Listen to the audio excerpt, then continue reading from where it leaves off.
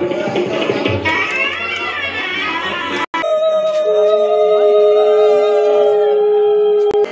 10টা বাজে।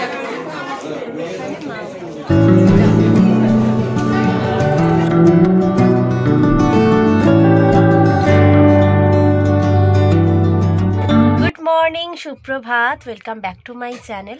আজ সোমবার আর ঘড়িতে এখন একদম ডট 9:30 বাজে। আমার স্নান করা হয়ে গেছে, রেডিও অলমোস্ট হয়ে গেছি, জাস্ট খাবো আর বেরিয়ে যাব। তার কারণ তোমরা আগের দিনের ব্লগ দেখলে জানতে পারো আজকে আমাদের একটা বিয়েবাড়ি আছে, ওই জন্য একটু তাড়াতাড়ি যেতে হবে। আর ভেবেছি যে 4টে করে অফিস থেকে বেরিয়ে আসবো, দেখা যাক কতটা কি পসিবল হয়, তাই জন্য তাড়াতাড়ি করে যেতেও হবে আজকে ম্যানেজ দেওয়ার জন্য। আর বিকালবেলা এসে একটু রেস্ট নিয়ে দেন রেডি হয়ে বেরোতে হবে। আর তার থেকেও বড় কথা, আজকে একটা ভালো দিন, সেটা হচ্ছে আজকে অযোধ্যায় রাম মন্দির প্রতিষ্ঠিত হচ্ছে 22শে জানুয়ারি। আর সেই জন্য প্রত্যেককে বলেছিল যে আজকে বিকালবেলা সবার বাড়িতে যেন 5টা করে প্রদীপ জ্বালানো হয়, সেটা অফিস থেকে এসে আমি করব, সেই মুহূর্তটাও তোমাদের সাথে শেয়ার করব। তো চলো আজকের ব্লগটা স্টার্ট করি, খুব ভালো হতে চলেছে সারাদিন, তোমরা কিন্তু লাস্ট অবধি দেখতে থাকো। দিয়ে দিয়েছে, এখানে আছে ভাত, ডিম আলুর তরকারি আর একটা সবজি দিয়ে ভাজা। ঘড়িতে বাজে 10টা বাজতে 5 মিনিট বাকি। আজকে ফাইনালি একটু তাড়াতাড়ি বেরোচ্ছি, তো চলো যাই। আর পাড়ায় সব জায়গায় রাম ঠাকুরের গান চলছে, বেশ ভালো লাগছে, কিন্তু পুরো ভাইবসটাই চেঞ্জ হয়ে গেছে।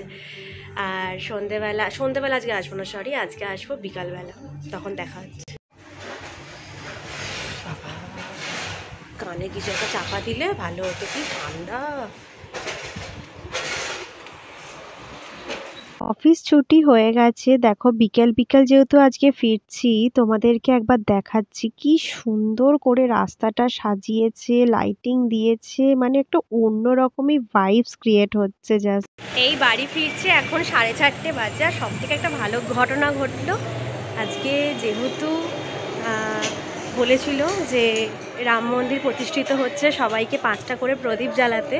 আর দেখলাম রাস্তায় সবাইকে 5টা করে প্রদীপ দিচ্ছে একটা প্যাকেটে করে, বাড়ি গিয়ে দেখাচ্ছি। তা আমি বাসে ছিলাম, আমাকেও দিয়েছে, কি ভালো লাগলো আজকের দিন ওটা পেয়ে। সব সলতে সব আছে, বাড়ি গিয়ে দেখাচ্ছি, চলো। এই দেখো, এই 5টা করে প্রদীপ দিয়েছে, এর মধ্যে সলতেও দেওয়া রয়েছে, কি সুন্দর। হয়ে বসে পড়লাম চা নিয়ে। ঘড়িতে বাজে এখন 5:30 পৌনে 6টা মতন, তো সন্ধে হয়েই এসছে। আর বলেছিলাম যে সন্ধেবেলায় 5টা প্রদীপ জ্বালাবো, আর সেটা তো পেয়েই গেছি, স্বয়ং রাম ঠাকুরই পাইয়ে দিয়েছে। নয়তো ভেবেছিলাম যে প্রদীপ তো কেনা নেই, 5টা মোমবাতি জ্বালাবো। প্রদীপ যখন এসে গেছে, আর ওর সাথে সলতেও দিয়েছিল, যে কটা সলতে মিসিং ছিল, যেটা আমি বাড়িতে বানিয়ে নিয়েছি, সব রেডি হয়ে গেছে। তো চলে এবার ঠাকুরের কাছে দিই।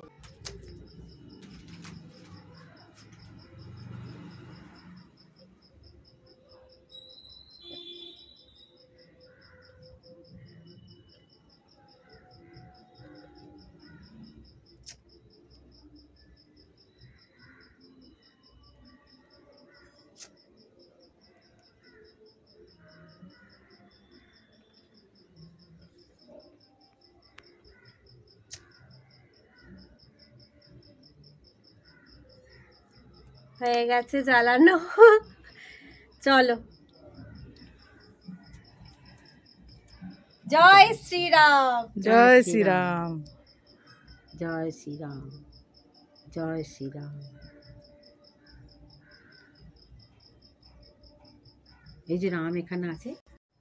আমাদের বাড়িতে তো কোনো রাম ঠাকুরের ছবি নেই, কিন্তু বজরংবলীর ছবি আছে। আর বজরংবলী রাম ঠাকুরের সাথে কতটা কাছে সেটা তো আমাদের কারোর বলার কিছু নেই, সবাই জানি। তো এখানে বজরংবলী আছে। এবার ঠাকুরের জায়গায় এটা বসিয়ে দেবো এরকম প্লেট সমেত, কারণ এখানে 5টা আছে, একটা একটা করে রাখছি না।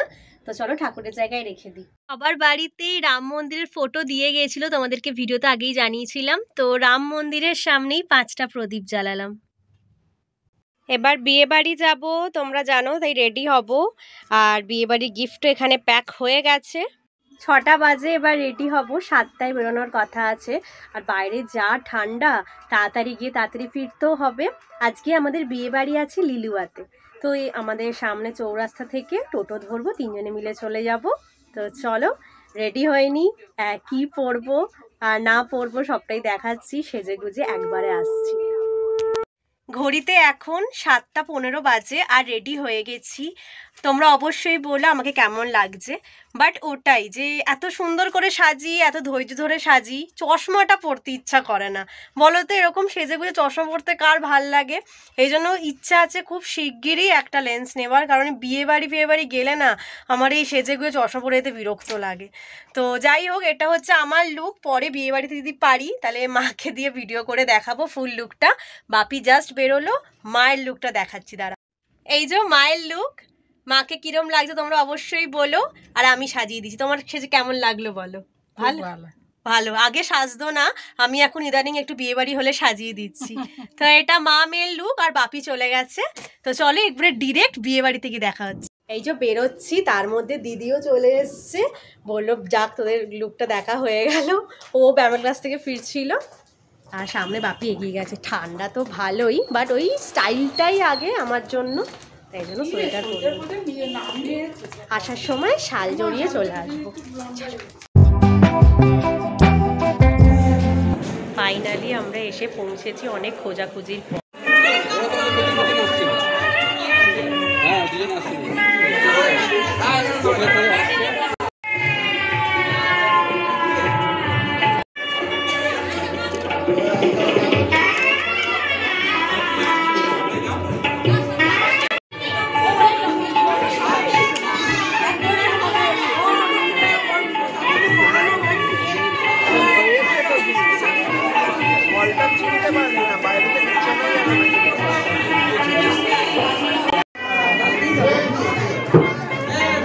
বিয়ে বাড়ি মানেই খাওয়া দাওয়া, একের পর এক স্টার্টার আসছে আর আমরা সবাই বসে বসে খাচ্ছি।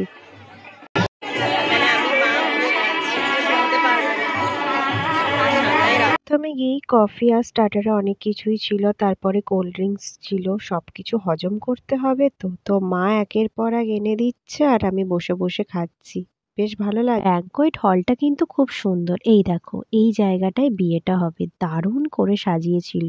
আর তার পাশেই রাখা ছিল গায়ে হলুদের তত্ত্ব। কি দারুণ না? আর ওইখানে বসে মনে হয় সকালে গায়ে হলুদ হচ্ছিল। তো আমরা মাঝখানে গিয়ে খাওয়া দাওয়া কমপ্লিট করে এসেছি, ততক্ষণে বর চলে এসছে। এবার বিয়েতে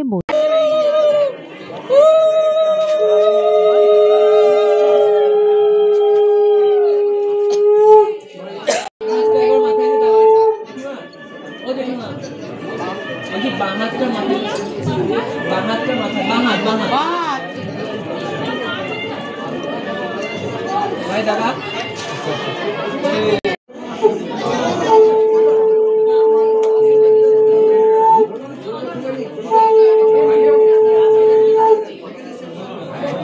হাতে পরিয়ে দিচ্ছে। এই অয়ন দুটো হাত বেঁধে দিল।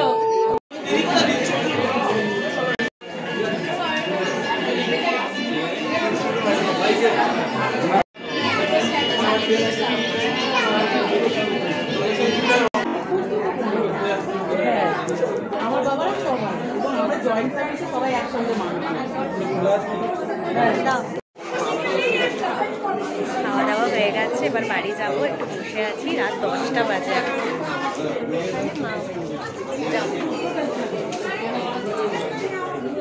বেরিয়ে গেছি বিয়ে বাড়ি থেকে, এখন রাত 10টা 15 বাজে। পান খেতে খেতে বেরোচ্ছি, আর কি ঠান্ডা বাইরে, বেরিয়ে শাল চাপা দিয়ে দিয়েছি। চলো বাড়িতে গিয়ে ব্লগটা শেষ করছি। ঘড়িতে এখন 11:45 বাজে, এই জাস্ট বাড়ি এলাম।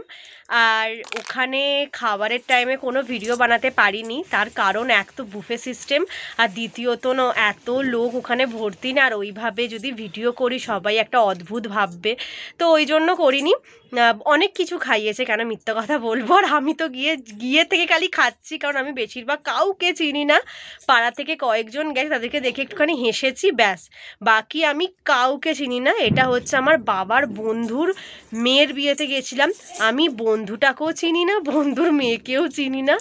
তো যাই হোক, কিন্তু ভীষণ ভালো ব্যবস্থা করেছিল, আমাদের খুব ভালো লেগেছে। তো স্টার্টারে অনেক কিছু ছিল, বেবিকর্ন ছিল, তোমাদেরকে তো এক ঝলক দেখিয়েছি, কাবাব ছিল, ফিশ ফ্রাই ছিল, আর কোল্ড ড্রিঙ্কস যেরকম নর্মালি দেয়, কফি ছিল। এটা স্টার্টারে হয়ে গেল। আর মেন কোর্সে ছিল কড়াইশুঁটির কচুরি, তারপরে কাশ্মীরি আলুর দম, চানা মশলা, আর একটা ফিশ কিছু একটা করেছিল, সেটা আমি খাইনি। তারপর স্যালাড, বাসন্তী পোলাও, নর্মাল রাইসও ছিল, সাদা ভাত, মাটন কষা, আর ওইদিকে চাটনি করেনি, ও সরি চিংড়ি মাছের মালাইকারিও ছিল। এত আইটেম করেছে আমি ভুলে যাচ্ছি, পাশ থেকে মা বলে দিচ্ছে। চিংড়ি মাছের মালাইকারি, না চিকেন আমি দেখিনি, মাটন কষা খেতে বেশ টেস্টি ছিল। চাটনিটা আমি দেখলাম নেই, তার বদলে ছিল পাঁপড়, না রসগোল্লা, সন্দেশ, আর কুলফি আর পান, আর তারপর তো কোল্ড ড্রিঙ্কস যেরকম ছিল। তো ভীষণ ভালো আপ্যায়ন করেছে, ভীষণ ভালো ব্যবস্থা করেছে। তো আমাদের তো বেশ ভাল লাগলো। একদম এই বছরের প্রথম বিয়েবাড়ি জমে উঠলো। জানি না সারা বছরে বিয়েবাড়ি পাবো কি না, একদম প্রথমই বিয়েবাড়ি। আমরা লাস্ট 3 মাস ধরে খালি খেয়েই যাচ্ছি। আমার দিদিরা বলে তোরা এত বিয়েবাড়ি পাচ্ছিস, আমরা একটাও পাচ্ছি না। আমরাও নিজের একটু শকড যে আমাদের আগের বছর লাস্ট থেকে এই বছর শুরুতে অনেকগুলো বিয়েবাড়ি পরপর চলে এলো, বাট এতগুলো এসছে তো সবার একদম মনে হয়ে গেছে দেখবো আর পাবো না, এটাই আমাদের মনে হয় লাস্ট বিয়েবাড়ি এই বছরের। তো যাই হোক, এবার আমি কটা রিলস বানাবো, কারণ দেখো সুন্দর করে সেজেছি, একটুখানি ভিডিও না বানালে হয় না। সেটা আমার বিয়ে এখন জানি না, সেটা হলে তোমরা জানতেই পারবে। তো চলো আজকে তাহলে ব্লগ এখানেই শেষ করছি। আশা করছি খুব ভালো লেগেছে বিয়েবাড়ির ব্লগ। ভালো লাগলে কি করতে হবে জানো তো, like, comment, share and subscribe my channel. চলো দেখা হচ্ছে কালকে একটা নতুন ভিডিওতে। আজকের মতন এখানেই টাটা।